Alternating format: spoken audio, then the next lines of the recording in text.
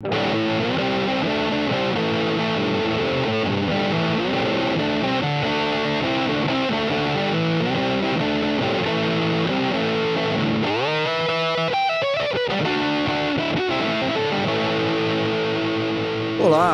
estamos dando início a mais um Happy Hour, o podcast que mistura saúde, informação, cultura, capitaneado por mim, Renato Centroni. Aqui ao meu lado, meu grande amigo, um dos maiores baluartes em mieloproliferações, Dr. Fábio Pires. Fábio, é um prazer tê-lo aqui. Obrigado, Renato. É um prazer estar aqui com vocês hoje e a gente poder fazer mais um episódio em que a gente discute de tudo, além de hematologia. E hoje é um episódio muito especial, pois a gente tem o homem, a lenda, o linfócito T. Um dos maiores filhos do estado de Goiás. Eu diria que ele é o Canelos brasileiro. Se existisse trio sertanejo, seria Leandro, Leonardo e Perini. E Guilherme Perini. Quanta honra, meus amigos. Como é bom estar aqui com vocês. Nossa, melhor que só um canal de dente mesmo. Bom, é um prazer estar aqui com vocês hoje. Essa é uma verdadeira mesa de bar, como vocês podem ver pelo comportamento dos meus pares aqui. A ideia é justamente levar para vocês assuntos que nos trouxeram, né, surpresa, admiração e tudo mais, de uma maneira bastante tranquila, sem ironismos, como eu falei já. Uma licença. Hashtag sem ironismos. Mas isso vai estar gravado já. E hoje eu tenho um assunto que, cara, vai com certeza gerar muito barulho. Antes de começar, eu tenho que fazer um salve ao pessoal do Clube do Sangue. O Clube do Sangue é um grupo de hematos do Rio e que fazem reuniões semanais, mensais. Mas tem um grupo de WhatsApp que é uma das coisas mais divertidas que eu participo hoje em dia. E lá teve uma discussão muito bacana desse paper. E a gente achou legal trazer aqui porque realmente é uma coisa que vai sair na mídia, vai ser uma coisa que vai gerar muita discussão e que tem muitas nuances que provavelmente não vão ser discutidas, né, como é que fala? Só na manchete e tudo mais. Que é justamente um artigo que saiu agora no eClinical Medicine, que é um jornal da família do Lancet, colocando como tatuagem como um fator de risco para linfoma. Um estudo caso controle populacional. Antes disso, eu queria fazer um disclaimer. Vocês têm tatuagem? Não, eu não. Eu não Teriam? tenho. Você teria Eu tatuagem? acho que eu já passei da fase. Realmente. Peraí, mas você não tem... E aquela tatuagem do Neil Peart que você tinha feito quando você tinha eu tirei 16 com anos? laser. Bom, eu também não. Eu não tenho tatuagem, mas eu teria uma tatuagem um dia. Eu penso em fazer. Eu não tenho tatuagem. Você tem uma terei. superfície corpórea que dá pra Dá tatuar, pra enriquecer. Exatamente. Mas eu terei, com certeza, farei uma tatuagem. Eu gosto. Meu irmão fez, a gente tem uma ideia de todo mundo fazer as mesmas De tatuagens. tipo um triângulo juntado. Não isso, mas enfim. Um coração. Um então. coração. Eu quero dizer que nenhum de nós tem nada contra tatuagem. Não, Pelo nenhuma, contrário, não. Durante Tem muito tempo parentes, eu pensei amigos em tatuar e- o braço, assim. Eu realmente acho tatuagem uma coisa Eu acho muito legal também. Mas... E é uma arte. Com certeza, com certeza. Minha família inteira, todo mundo tem tatuagem. Família, primos, etc e tal. Mas saiu um paper agora, 2024, colocando tatuagem como um possível fator de risco para linfomas de uma maneira geral. É um estudo que, querendo ou não, ele tem uma robustez importante. Não dá pra gente simplesmente falar que é um estudo... Porque toda vez que a gente tem esses estudos populacionais, eles são factíveis aí de críticas, mas isso é um estudo bem feito, total de quase 12 mil pacientes, são 11 mil, né, indivíduos que são separados entre pacientes que tiveram linfoma, que são praticamente 2 mil, e controles, que são o resto, mas que tem nuances aí nessa avaliação. Então, qual que é a mensagem desse estudo?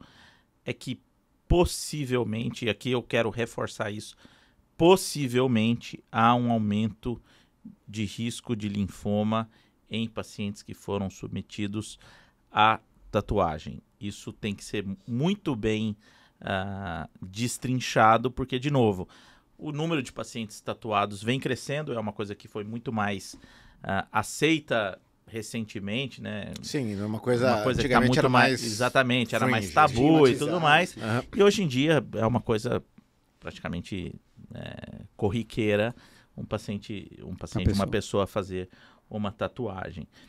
O risco associado foi maior para um subtipo de linfoma difuso grande células B, e também para linfoma folicular. Que são os mais frequentes também. São os mais frequentes. Esse é um estudo conduzido nos países nórdicos, né? Na Suécia, os países nórdicos têm essa tradição de registro de toda a população. Registro populacional e tudo mais.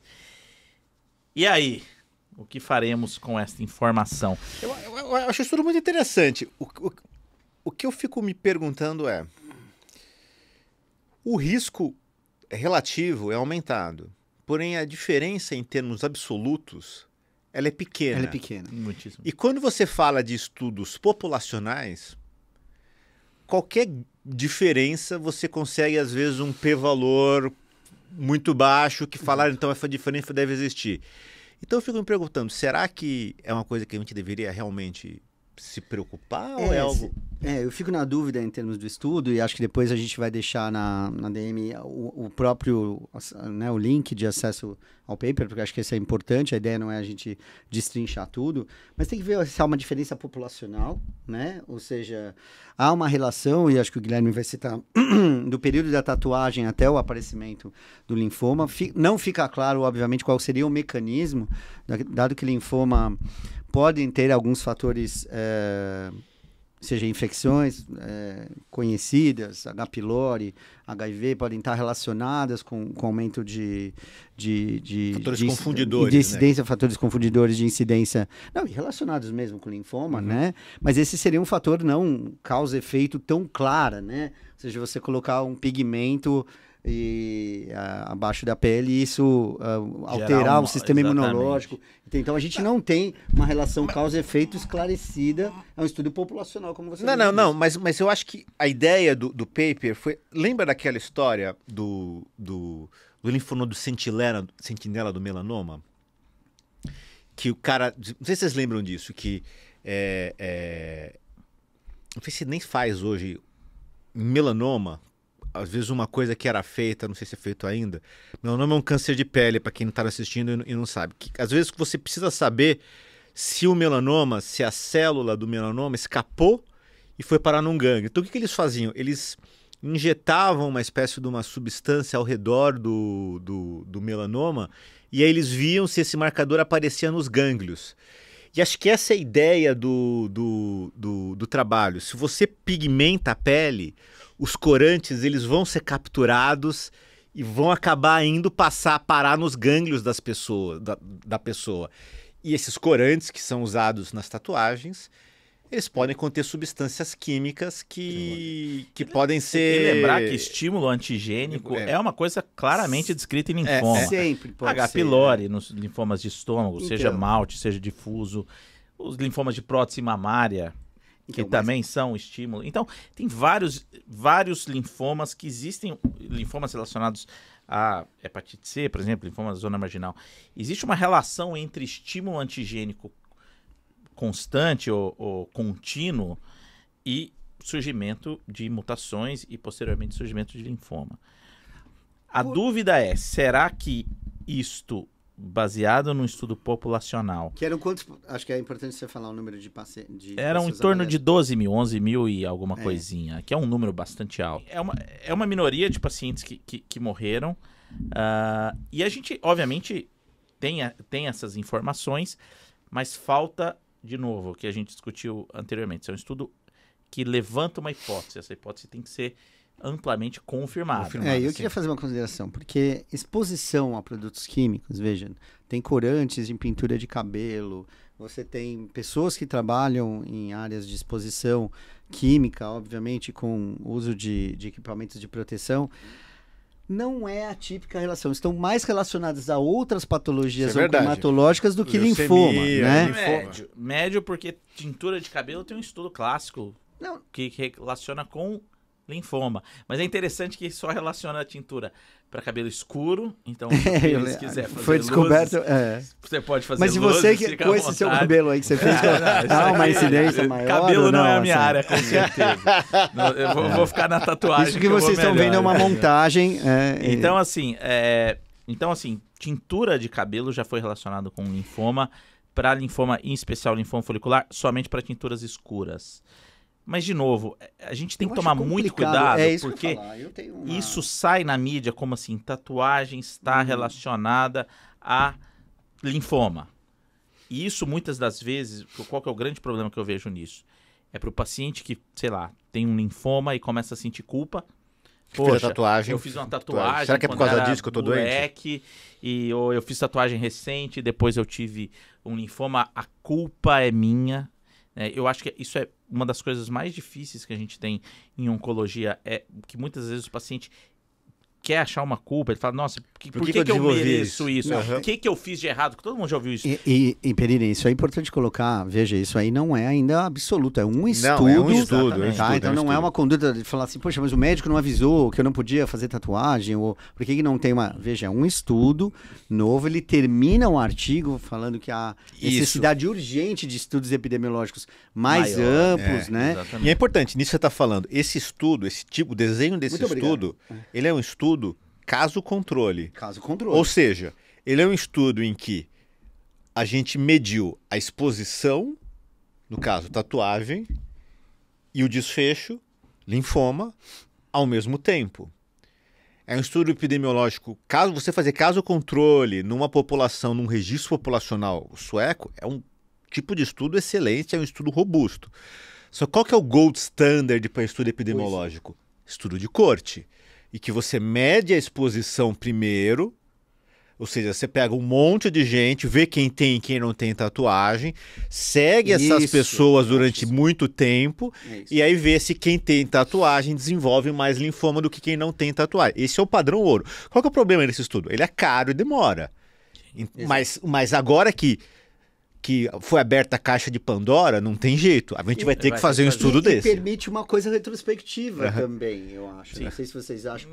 Eu acho que retrospectivo, esse estudo já vai ser difícil. Retrospectivo é difícil, porque tem a questão da aferição da exposição. Mas você imagina num linfoma folicular, quanto tempo você tem que fazer de follow-up para um...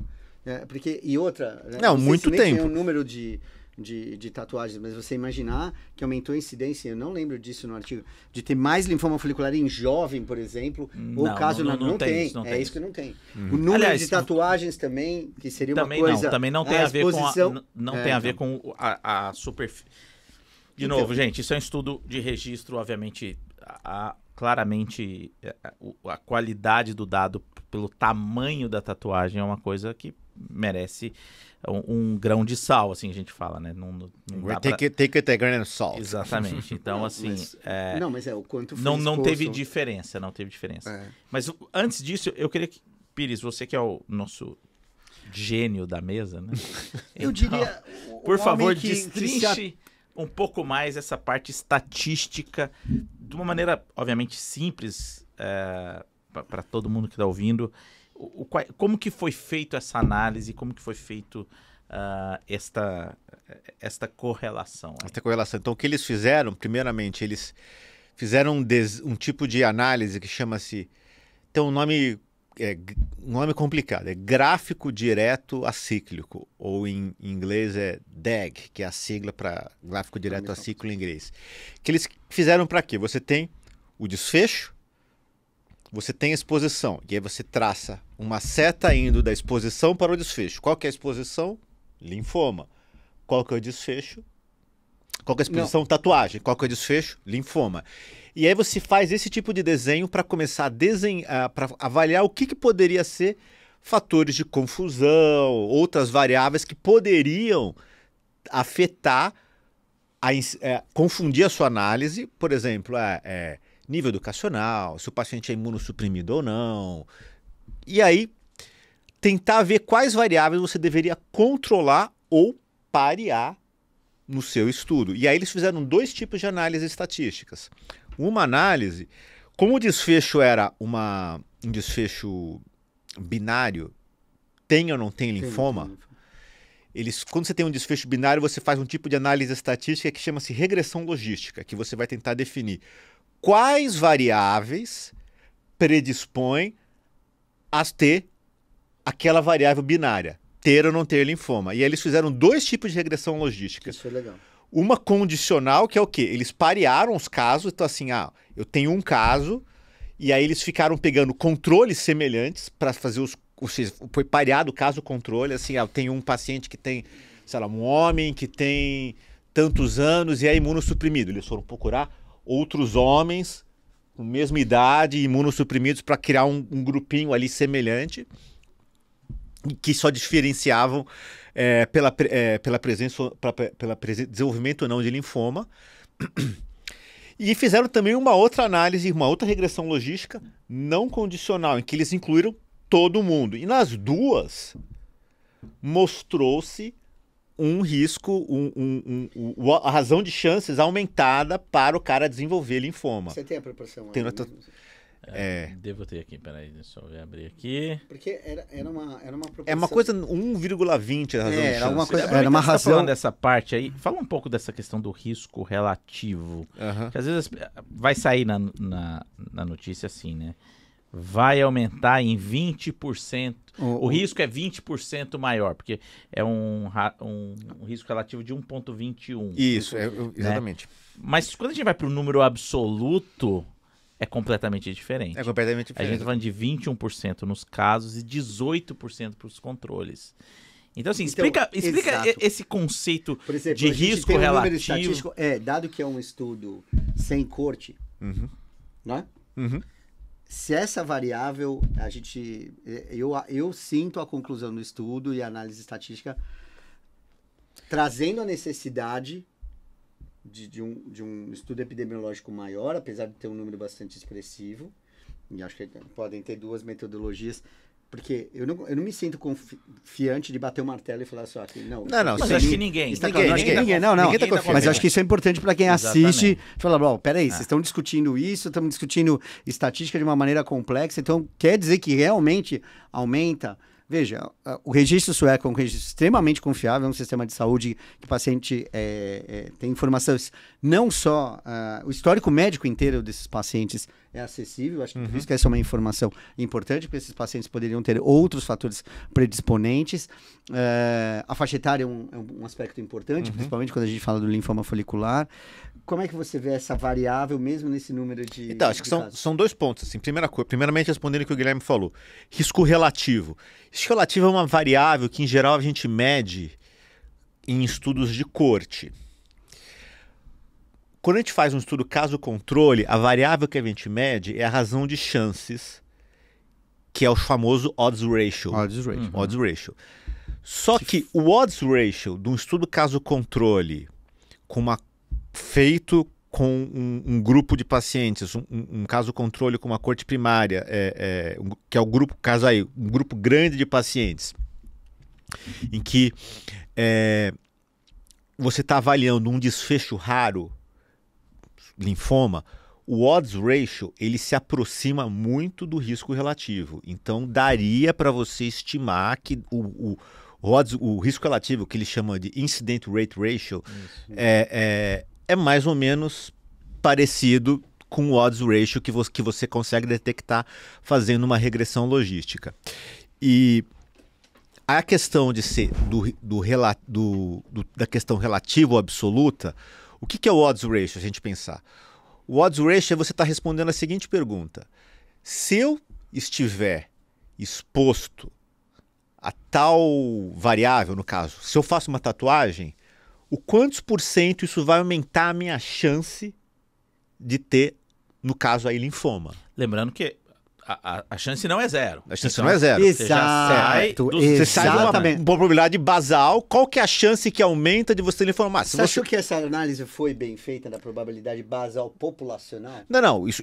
Quando você faz esse tipo de estudo, isso já está embutido. Não, eu sei, até porque varia. Porque você vai ter os controles, você vai ter os casos, como se quer calcular o odds ratio? Quem tem probabilidade de ter dividido por a probabilidade de não ter. Que eles usaram que probabilidade na população. Não, calma. Isso quando você faz esse tipo de análise, isso já está incluído aí. Já tá. Você não precisa saber a probabilidade populacional de você ter o negócio. E também porque tem outra coisa. Quando a gente está falando, isso seria até um tópico, que aí acaba sendo aula, um tópico para outro episódio. Uma coisa é a probabilidade, outra coisa é chance. Em estatística, eles não são exatamente a mesma coisa. São coisas distintas. Relacionadas, porém distintas.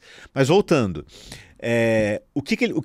o odds ratio, que é a razão de chances de ter, é uma variável que está falando assim, se deu no caso 1,21, o que ele está dizendo? 1 seria a probabilidade... De quem não tem a tatuagem. Não. 1,21 quer dizer assim, se você não tem a tatuagem, se você tem a tatuagem, aumenta em 20, 1 seria quem não tem a tatuagem, e 1,21 é de quem tem a tatuagem. Então isso é o aumento do risco que você tem em termos relativos. Sim. Ou seja, 1 para quem não tem, 1,21 para quem tem. Agora, em termos absolutos, isso é pequeno. Pois é. Por quê? A chance é 0,0000. Aí ele tá falando assim, quem não tem tatuagem, 18%, quem tem tatuagem, 21%. Ou seja, a diferença em termos absolutos ela é pequena, é apenas 3%. O que nos sugere que a gente deve levar em consideração isso, que nos sugere que talvez a gente tem que ter um pouco de cuidado com isso. Eu sempre discuto essa questão de absoluto e relativo quando eu vou discutir trombofilia com os meus pacientes que vêm em consulta. Porque existem algumas trombofilias. Trombofilia o que é? Uma condição genética que predispõe você a ter trombose. O cara faz lá um exame, alteração genética tal, aumenta a chance de ter trombose. O cara vem lá em pânico, eu vou ter trombose, vou morrer. Eu falo, não, calma. Você comparado com uma pessoa que não tem mais chance de ter trombose. Só que em termos absolutos, a chance é muito pequena ainda. Sai de 3 para 1000 para 5 para 1000. E varia por exposição. Você está dando um exemplo de uma questão que é intimamente e já comprovadamente relacionada. Aqui nós temos um estudo populacional bem feito, de registro confiável, porém, longe de ter uma relação causal tão bem estabelecida quanto o tabagismo e neoplasias. Sim. Por exemplo... lembrar que mesmo o tabagismo e neoplasia demorou um tempo para isso mas ser. Hoje, em contexto, em proporção diferente, Sim. que pode ter uma diferença de exposição. Então, tem gente que fumou menos, mesmo assim, pode ter uma chance maior, porque tem um componente genético também. O que, para mim, fica difícil eu acho que o artigo é muito interessante, eu acho que devem sair novos estudos epidemiológicos. Depois você fala, só tem uma coisa que eu preciso esclarecer para as pessoas. Mas não, é que eu acho que é importante só como mensagem do interesse da questão do critério estatístico para sair uma publicação como essa. Eu acho que ele não conclui, na verdade, mas ele traz... Em hipótese alguma. Mas ele traz a necessidade de que talvez estudos epidemiológicos ele termina de uma maneira urgente, né? Ele coloca, Sim. acho que no final ele... Sim. É só uma coisa que a gente está falando dessa diferença de 3%, essa diferença de 3% é importante. Não é diferença de 3% na incidência, na chance do cara ter linfoma, de tatuagem. Se você pegar as pessoas que têm linfoma, 21% tem tatuagem. As pessoas que não têm linfoma, 18% têm tatuagem. Entendeu? Então, assim, é um número... Assim, cabe discutir. Eu acho que isso não vai mudar, na verdade, a prática atual. Não estamos aqui fazendo nenhuma recomendação, mas trazendo à larga uma discussão de um paper que trouxe... no mínimo curiosidade. Claro, né? E só para finalizar, tem umas coisas interessantes, né? O risco, eles separaram em momentos de tempo, né? Então, até 2 anos o risco foi maior, aí de 2 a 10 caiu. Interessante isso, e depois, a partir de 11 anos, aumentou de novo.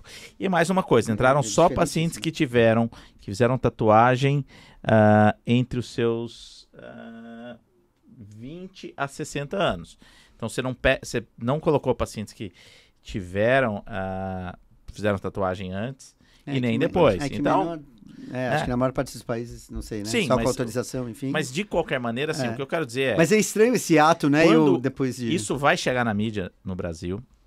Quando isso chegar, calma a todos envolvidos na história.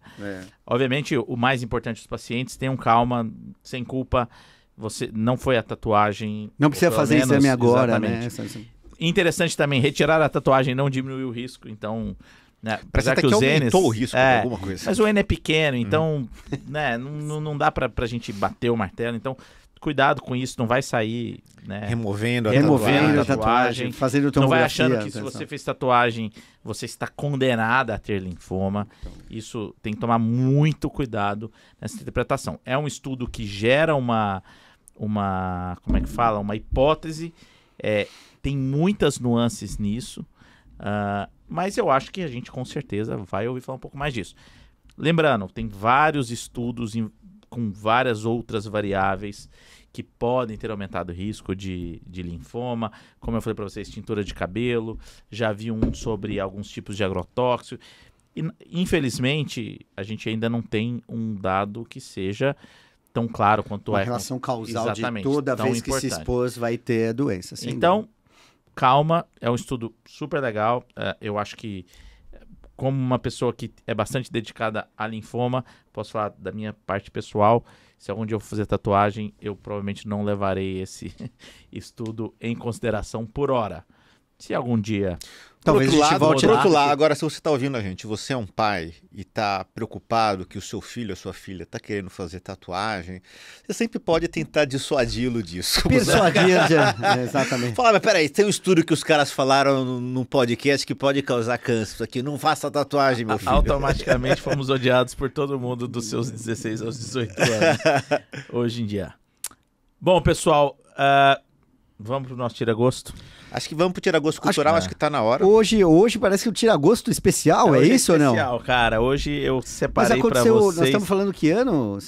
Eu selecionei o ano que você tirou o seu CRM. Tirou não, conquistei. Tirar é outra coisa. 1994. 1994, eu estou fazendo 30 anos de formado. 30 anos de formado? Ué, faz as contas, não é isso ou não? Guilherme Perini entrava no 2º grau. Você entrou e formava em medicina. Formava em medicina, eu estava no primeiro colegial. Mas, graças a um problema de encurtamento do telômero. Sua idade cronológica. Mas qual que é a ideia hoje? Eu selecionei 10 discos que foram lançados em 1994. Aí está o que eu desfrutei. Para ver. Eu gostaria de citar. Eu não tenho dúvida. Revista Bis, Rádio 97. Revista a MTV chega em Explica para a audiência o que é Revista Bis e MTV. A MTV, 1990, chega ao Brasil. Ainda, acho que era TV Abril, não tinha TV a cabo ainda. E muda a história do acesso à música, à informação. E cultura, por que não dizer isso, moda, então uma geração afortunada, então 1994 estava no auge aí vamos ver o que... Vamos lá. Nacional, internacional, jazz... Agora é moda fazer um react, então... Agora vocês vão Mas só uma coisa, vai ter uma ordem ou é aleatório? Aleatório, eu que escolhi, eu vamos quero lá, ver o que vocês falam.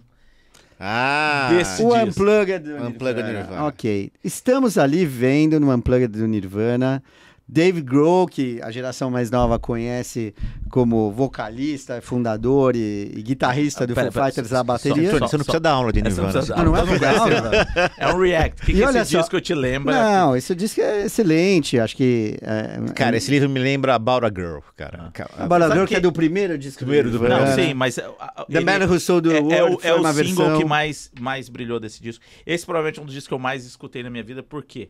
Porque nessa época eu estava aprendendo a tocar violão. E Nirvana tem uma vantagem. E não aprendeu, então realmente não foi mas uma boa... fácil tocar. Então, os acordes não é nada complicado. Então, eu lembro que esse foi o primeiro disco que eu toquei de cabo a rabo, assim.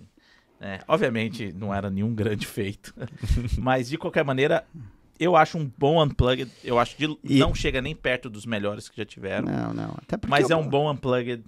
E, obviamente, é um fim... Eu ia citar isso. Acho que assim... trágico. Eu ia citar a formação está ali, Pat Smears, Ex-The Germs, incluído ali no Nirvana, ali com o seu violão e que tricolor. Depois vira Foo Fighters. Depois vira Foo Fighters. Vocês já perceberam que o Centone, ele gosta de citar o conhecimento dele das bandas raras. O senhor falou do Ozzy. Explicar se o estudo foi bom ou não, mas foi bom o estudo. Mas então, vamos lá. De 0 a 10...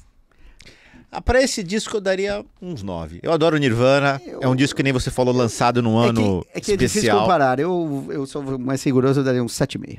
Eu daria 7,5, 8, apesar de ter escutado bastante.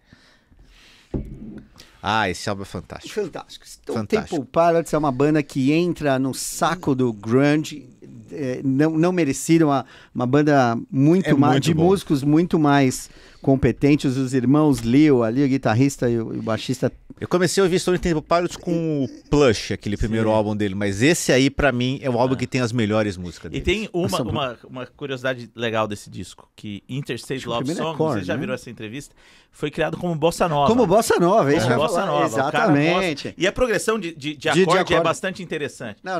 É um... Você Stone vê Temple como Bossa Nova é uma coisa, né? A gente falou sobre esse nosso Cultura complexo de brasileira. vira-lata.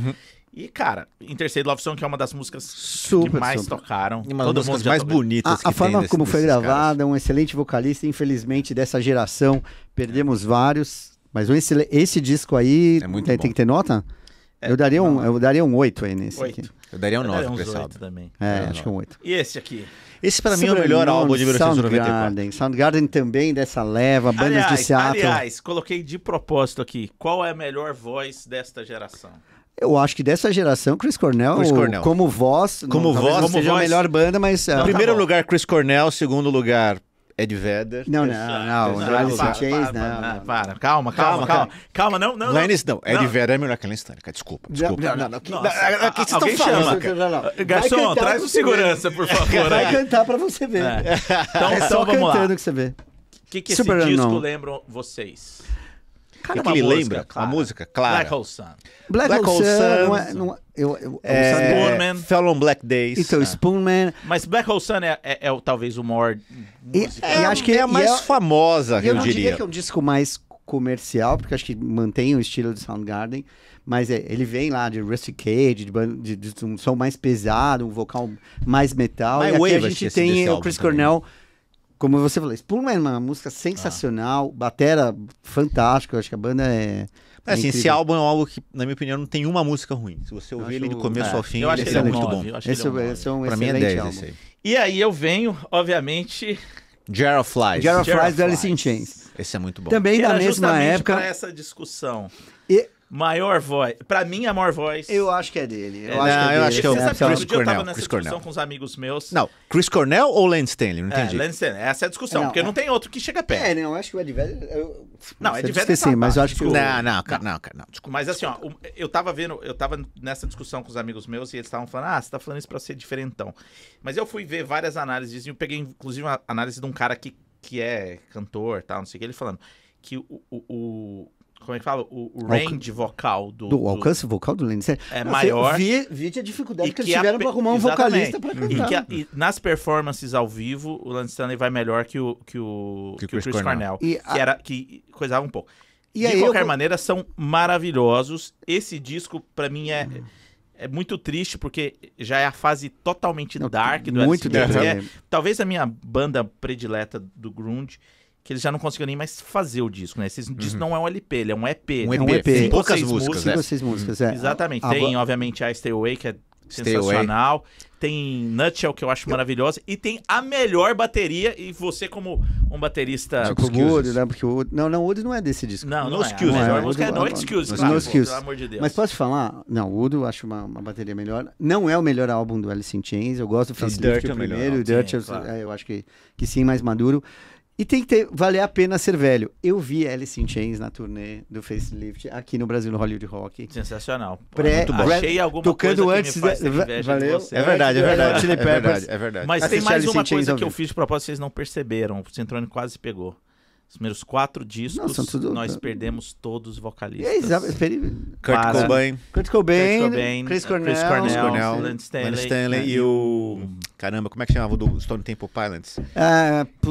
Que trocou no... Scott Weiland. Scott Weiland. Todos morreram E antes, decorrência. não sei Drogas ou suicídio? Não sei se vocês suicídio. sabem, Soundgarden e Pearl Jam vem de uma banda de teatro Temple chamada of the Dog. Mother... Temple of... Não, Mother of Bone. que o vocalista também morreu nessa história.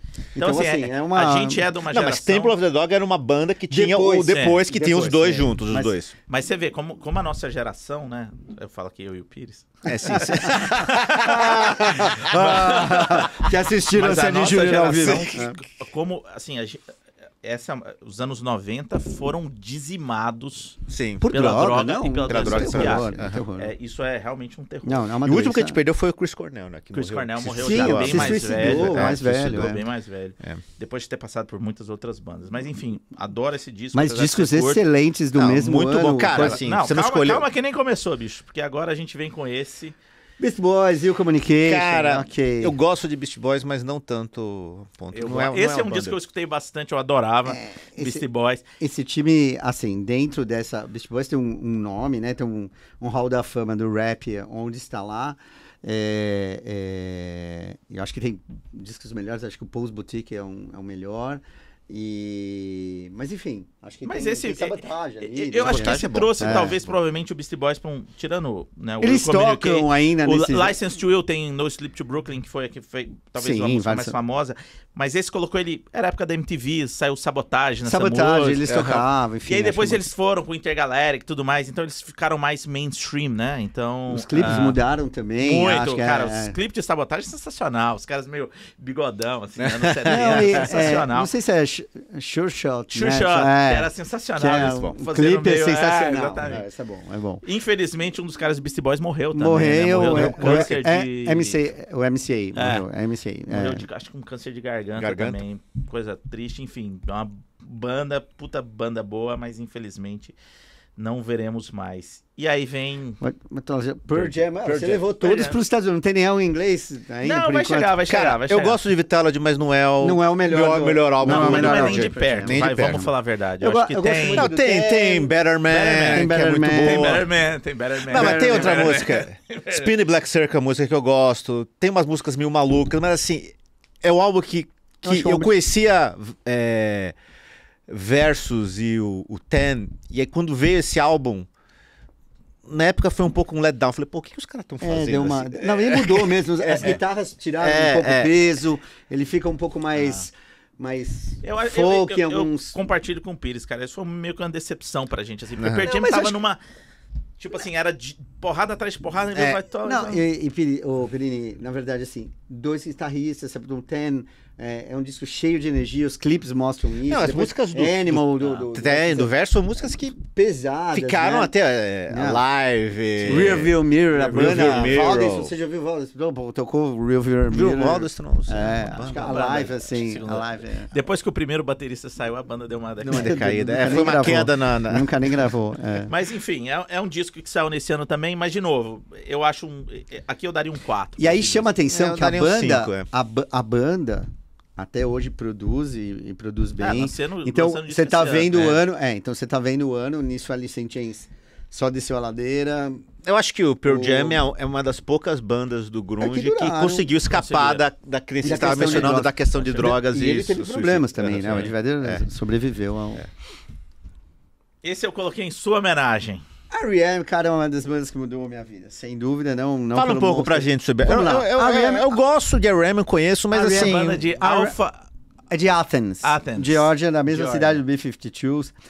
E o R.E.M. é desse fenômeno brasileiro que chegou tarde. Fenômeno brasileiro? Né? Não, fenômeno brasileiro das bandas chegarem tarde. Ou seja, a R.E.M. grava seu primeiro disco em 81, né? A banda é dessa época. O R.E.M. vai fazer sucesso só no Brasil no quinto disco, que é o Document, com The One I Love. Então, assim, é o quinto O The One I álbum. Love é antes do Losing My Religion? É Losing My antes, Religion, e aí tá. depois do Losing My Religion vem depois. O texto é fantástico, assim, a banda... Acho que assim, os primeiros álbuns do R.E.M. foram influências, por exemplo, houve Radiohead, é a banda predileta do Tom York, enfim. E a gente, de alguma maneira, assimilou a R.E.M. Não acessível ainda nas lojas, então tocavam nas rádios que tocavam, e sempre foi considerado uma banda alternativa. Sim. Então, nos Estados Unidos, o R.E.M. só muda o seu status de college radio, né, das bandas que tocavam só nas rádios de universidade, e depois o Document, né, que tem The One I Love, tem Finest Work Song, e depois com Out of Control, lá que tem como se chama? Shining Happy People e Losing My Religion. O Monster Essa é vem... chata Quando eu pra comecei a caramba. ouvir vem R.E.M. no consolar, rádio, vem era isso aí. E aí Monster vem consolidar uma banda já madura. Eu acho série. esse disco muito injustiçado, cara. Eu acho muito bom esse disco. Eu Eu acho acho que- duas músicas muito boas. Was the Frequency Kennedy Kennedy e Crush with Eyeliner eu acho Excelente. sensacional. Não. O som da guitarra, cara, é um som, assim, muito bem montado. O Peter Buck é um cara subestimado, é um guitarrista muito mais de base do que de solo, toca lá com a sua Rickenbacker ali. E eu acho que já no Monster, eu não me lembro se o baterista Bill Berry, ele teve um aneurisma. Foi logo acho que foi logo depois da turnê desse Monster, e aí eles viram um trio Exatamente. depois disso. Não é o melhor álbum do R.E.M., mas como Não, banda... mas eu acho um álbum banda, 8. é. Eu acho um álbum 8. Como banda eu gosto Eu não conheço muito a bastante. R.E.M., mas eu assim. não vou votar. Bela banda, eu gosto também. Eu tenho uma... E aí vem o clássico. Esse é bom. Smash Esse é bom. Offspring. Talvez Esse é pra muito mim bom. seria o disco mais marcante desse ano. Notícia- Disparado. Ah, Tá não, bom, não é o dá. disco mais vendido de um artista. Não, cara, assim, mais sabe a história? vendido, mais vendido em números, é dado. milhões. Offspring tem um Mas o problema. mais marcante, cara. Offspring Esse tem uma ano, questão. com certeza. Tem uma questão Mas- interessante do punk. Não, mais marcante ou melhor? Não, é o mais marcante. Você fala assim, Mas qual que é o melhor? volta Não, ano mas eu vi o disco 94. antes dele O que e você achei estava que mais- escutando? Eu estava escutando Offspring. Ah, não, Você tá, estava Mas eu vi muitas Eu coisas. não tava Come out and play, cara. Não, assim, eu vi Nossa, Offspring, mas o que não, eu tô vi em com 94 Self-Esteem. Mas é era... uma banda MTV. Cara, o que eu vi em 94 era os primeiros álbuns, depois Soundgarden, Ó, Nirvana... Não. O Offspring, acho que Mas tem é uma... que esse foi o que surgiu. Nirvana estava em queda, Soundgarden já tinha, Então, mas Alice in Chains já estava Você caindo. sabe qual é esse disco do Offspring? Porque Offspring tem uma história... Eu sei, que esse é o flerta com quarto disco Bad deles. Religion, é o quarto disco Exatamente. deles, então. Porque o que acontece? O guitarrista do Bad Religion, Mr. Brett, decide abrir um selo. Então, Bad Religion é uma banda já do começo dos anos 80, tá aquele cenário de punk californiano pós-Dead Kennedys e tal, Fugazes, bandas sensacionais. E aí entra Offspring na lista ali da gravadora e eles explodem com esse disco e ele simplesmente larga a banda. Então ele continua como compositor da banda e para de excursionar porque os caras têm que administrar o sucesso comercial e que deve ter enriquecido Mas é um disco todo sensacional, mundo. cara. Isso embalou a nossa adolescência. Você sabe o que aconteceu esse mês? Eles tocaram aqui, né? Não. Teve um encontro acho que em Bratislava, de neurocientistas e tal, porque ele tem um doutorado em biologia molecular. E aí chamaram o Brian May. O Brian May tocou com o Offspring. E aí tem uma entrevista, vocês procurem no YouTube os caras do Offspring comentando tocar com o Brian May. Enfim, eu acho que é... Enfim, belo disco, belo Não, disco. bom disco, belo bom disco. disco, bom disco. Uma época boa, cara. Uma Você época que o rock e o pop caminhavam Acho juntos. que sim, Né? acho que Você sim. tocava na Acho que sim. rádio, isso, É, né? que notas daí no pessoal? Esse Pô, é um disco esse é marcante, porrada, hein? Esse é bom, Esse esse é Não bom. é o esse primeiro bom. disco, mas é o Green Day. Esse disco eu acho que é bom Não, mas de cabo a rabo. esse é o disco que Não, fez eu divisor ouvir de Green águas. Day. É, Fez eu Green falar, Day. não, puta, essa é uma banda que tem que Você e ouvir. todo mundo. Total, todo mundo total. ouvir. Tem Não existia Basket Green Day Case, antes cara, disso. que eu acho que é uma das músicas Não, mais é. tocadas de todos os tempos. Come Around, Ícone, tem né? vários, Entradinha de batera tem bem She, feita tem- também. tem vários, She é muito tem boa. When I Come Around, talvez, eu acho que é desse disco. When I Come Around, esse disco. Eu não desse sei, disco. preciso ver, mas enfim, tem vários é um- outros. Cara, eu acho que era nessa época, eu lembro, Não, esse, e tem- ano, esse ano foi um Tem ano... Longview, que é o primeiro clipe, É. que é uma Esse música com aquela é um linha de ano baixo. das grandes, como é que fala? Disputas de banda, né? Uma das grandes disputas que era Offspring ou Green Day. Green Day, que sim, é, sim. né? Mas, e a gente tem outra grande discussão, que é, pra mim, o melhor disco do ano. Eu também acho... Definitely Maybe, disco não, de não. entrada do Oasis, Esse pra é o primeiro mim, disco Definitely Maybe. sensacional. Não adianta. É que assim, É que aí é mais... Super é que o rock Sonic, É bom, mas... Slide o rock Away. britânico pro americano é uma pegada diferente. Não, não, Você mas vê é que o Oasis até hoje, nos Estados Unidos, é considerado uma banda alternativa, enfim.